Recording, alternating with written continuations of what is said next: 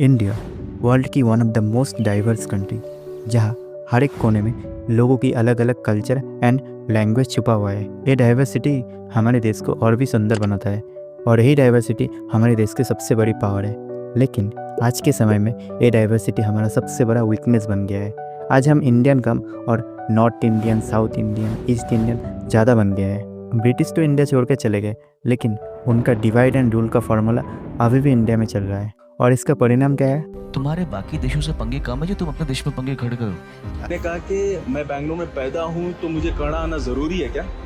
मैं ऐसे स्टेट से आ रही हूँ जहाँ हिंदी पढ़ना गुनाह लगता है। No Hindi, no English. No English, no Hindi, no ಬೇರೆ ಭಾಷೆ, only ಕನ್ನಡ. ಏ Karnataka. Does our Prime Minister Narendra Modi knows how to speak in Kannada? तो यार क्यों बोलेंगे? जिसको जो बोलना है वो बोलेंगे। तुम क्यों किसी पीछे पड़े हो कि इस देश में एक भाषा बोली जाए? हाय, आई एम स्कीपर। आज हम बात करेंगे लिंग्विस्टिक डाइवर्सिटी कैसे हमें एक दूसरे से हेट करना सिखा रहा है। एग्जाम्पल के लिए आप ये वीडियो देखो। Our land, okay. This is our land. Okay. This is our land, not Okay. your land. Okay. You have to speak in Kannada. Okay. Why should I speak in Hindi? Okay, okay, okay. मतलब fight शुरू हुआ हिंदी और कन्नड़ को लेकर और आखिर में ख़त्म किससे हुआ? इंग्लिश से, जो कि हमारा देश का लैंग्वेज भी नहीं है। आखिर इतना हेट क्यों? आज हम इसी सवाल का जवाब ढूंढने की कोशिश करेंगे।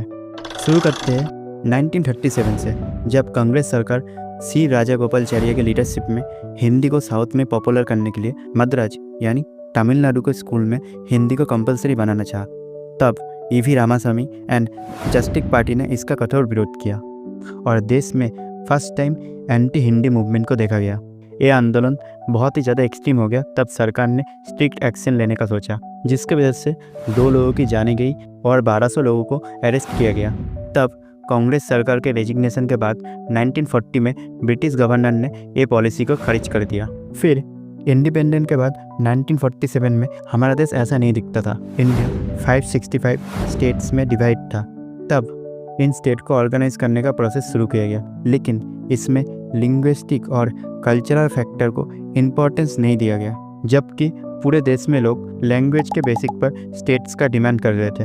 तब 1948 में इलाहाबाद हाईकोर्ट के जज इसके धर को एक कमेटी बनाने के लिए बोला गया, जो कि लैंग्वेज के बेसिक पर डिवीज़न बनाएगा, लेकिन उन्होंने भी लैंग्वेज के बेसिक पर डिवीज़न को खारिज कर दिया। इसके बाद उसी ईयर में जवाहरलाल नेहरू, वल्लभ भाई पटेल और पट्टभी सीतारामैया तीनों को मिलाकर जेबीबी कमेटी को बनाया गया, लेकिन इन्होंने भी लिंग्विस्टिक डिवीज़न को खारिज कर दिया। बार बार ऐसे लिंग्विस्टिक डिवीज़न को खारिज करने का रीज़न था, हम डेवलप कंट्रीज़ के जैसा किसी एक पर्टिकुलर लैंग्वेज को पूरे देश में पॉपुलर करें ताकि यूनिटी बने रहे।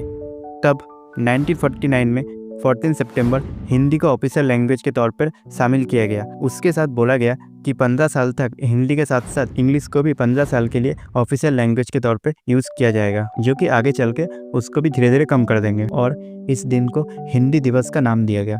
लेकिन तब भी देश में लिंग्विस्टिक डिवीज़न का मांग चलता रहा। तब 1953 में for the first time linguistic division को स्वीकार किया गया एंड तेलुगु लोगों के लिए आंध्र प्रदेश को बनाया गया। इसके बाद 1956 में स्टेट रीऑर्गेनाइजेशन एक्ट 1956 को इम्प्लीमेंट किया गया एंड 14 स्टेट और 6 यूनियन टेरिटरी में इंडिया को डिवाइड किया गया। तब भी फ्यूचर में और भी डिवीज़न चलते रहे, जैसे 1960 में बॉम्बे को स्प्लिट करके महाराष्ट्र और गुजरात बनाया गया और 1963 में आसाम से नागालैंड को अलग किया गया। ऐसे ही जब साल 1965 आ गया तो फिर 1950 के हिंदी एडप्टेशन के मुताबिक 15 साल कंप्लीट हो गया और अभी हिंदी को ऑफिशियल लैंग्वेज के तौर पर चुना जाएगा। तब फिर से साउथ में एंटी हिंदी प्रोटेस्ट शुरू हो गया। डीएमके पार्टी ने इस आंदोलन को लीड किया। तमिलनाडु में शुरू हुआ ये आंदोलन धीरे धीरे साउथ के बाकी स्टेट में भी स्प्रेड हो गया। ऐसे ही हालात को देखते हुए चक्रवर्ती राजागोपालाचारी, जिन्होंने 1937 में हिंदी को कंपलसरी बनाना चाहा, उन्होंने भी बोल दिया इंग्लिश एवर, हिंदी नेवर।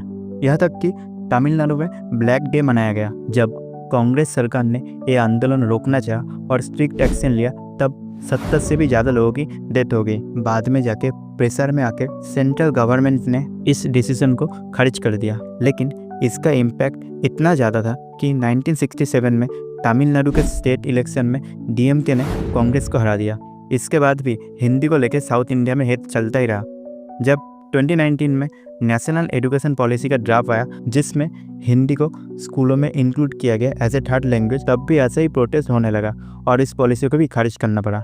देखो, लैंग्वेज और तो चलता रहेगा, माना कि किसी के भी ऊपर फोर्सफुली कोई भी लैंग्वेज इंप्लीमेंट करना गलत है, लेकिन जब कोई दूसरे स्टेट का बंदा साउथ में जाता है कोई काम से 2-3 दिनों के लिए या फिर 2-3 महीनों के लिए, क्या उसको हेट करना सही है? नॉर्थ या फिर ईस्ट में से जो कम पढ़े लिखे लोग काम के लिए या फिर घूमने के लिए या फिर मोस्ट इंपॉर्टेंट मेडिकल ट्रीटमेंट के लिए चेन्नई बेंगलोर जाते हैं, क्या उन्हें भी पहले आपका लैंग्वेज सीखना पड़ेगा? अरे हम तो बिना वीज़ा के बहुत सारे कंट्रीज में भी जा सकते हैं, और इधर में अपनी देश के किसी स्टेट में जाने के लिए हमें उसका रीजनल लैंग्वेज सीखना पड़ेगा। मैं खुद बंगाल से हूँ, हमारे यहाँ तो दूसरे लोगों को हम नहीं बोलते कि बंगाली में बात करो, हम तो टूटी फूटी इंग्लिश और हिंदी में आपसे बात कर लेते हैं, जबकि बंगाली देश का सेकेंड मोस्ट स्पोकन लैंग्वेज है। अगर आप बोलते हो कि प्रॉब्लम क्या है, नॉर्थ इंडियन लोग आपका भाषा सीख ले तो प्रॉब्लम खत्म, तो ऐसा तो नहीं है ना।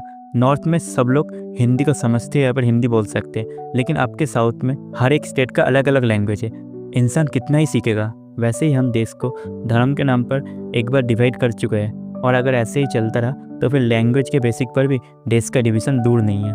वीडियो अगर अच्छा लगा make sure you like, comment and subscribe. अगर आपको वीडियो में किसी भी पार्ट को लेकर कोई भी प्रॉब्लम है तो फिर आप आराम से कमेंट्स में बोल सकते हैं। मैं मिलूंगा आपसे बहुत जल्दी, तब तक के लिए बाय।